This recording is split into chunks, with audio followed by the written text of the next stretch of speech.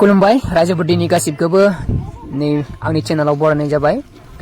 दिनै जोंहा गामियाव काति फोरबोनि दै खावनाय हाबाफारि दङ। दिनै जे जोंहा से काति फोरबोनि बयबो गामि गामि बाथौ फुजा खालामोना, बेनिखायनो दा नै जों गामियावबो दा नैबे जोंनि फिसा नास्राय दैसानिफ्राय दै खावनो लाहार फाहार खालामगासिनो दं। दा जोंनि बर'फोरा गोबां नेमखान्थिजों गोदोनिफ्रायनो फालिबोनाय आरो दिनैसिमबो फालिबोगासिनो दङ। जोंनि बर'फोरा बिदिनो बाथौ फुजाफोराव से काति बा मागो फोरबो बेफोरबायदियाव जोंनि बर'फोरा बहाबा दैमा बा गाथोननिफ्राय जोंहा माइनाव बरायनाय नङा, माने दै खावना लायग्रोयो। दै खावना लायनानै जोंहा बिखो गोथार दै हिसाबै माने जोंनि बर'आ बाहायो आरोना, बिखो गोथार मोनसे दै बाहायनानै बिखो मन्दिराव बराय बा मोसा जोंनि बर'नि नेमखान्थि माखासे मेथाइ खननानै बा दल दामनानै मोसानानै रंजा बाजायै मन्दिराव लाङो। बेफोरबायदिनो दा नै जों गामियावबो बेफोरबायदि बोसोरफ्रोमबो जोंनि उन्दैनिफ्रायनो गोदो गोदायनिफ्रायनो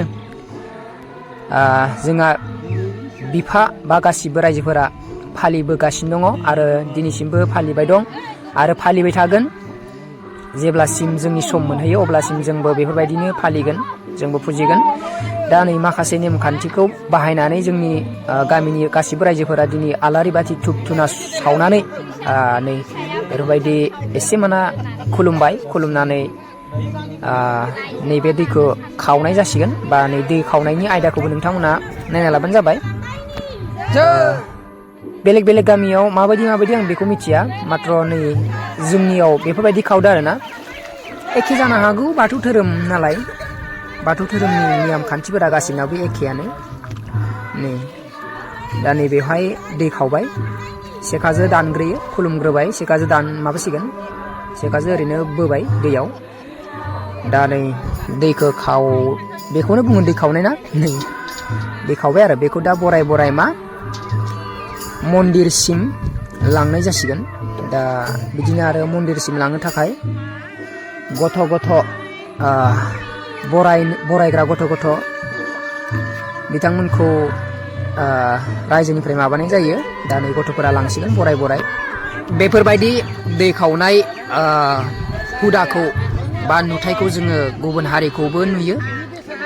एसामिसफोराबो बिदिनो दै खावना लाङो, जिखुनु फुजा बा मेला बा माबा हाबाफोराव हिन्जाव गोदान बेफोरबायदि बरायनायफोराव माबानायफोराव दै खावनाय हुदाखौ नुनो मोनो।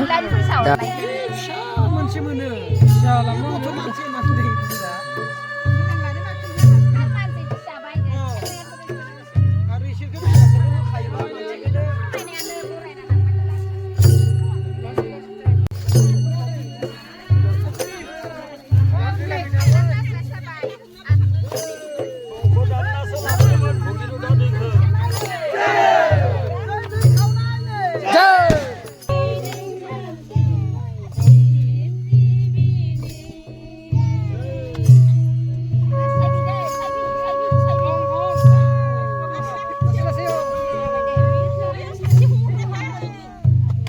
Ikomor दैनिखौबो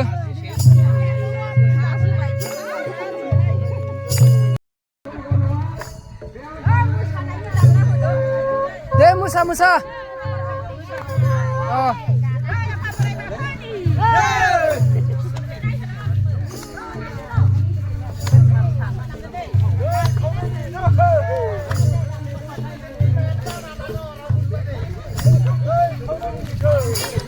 नै जोंहा से काति फोरबोनि बोसोरफ्रोमबो बिदिनो माइनाव बरायना लाबनाय दै खावनाय बेफोरबायदि सोलिबाय थायो। दा जों गोबां बर'नि नेमखान्थिखौ लानानै फालिनाय जायो।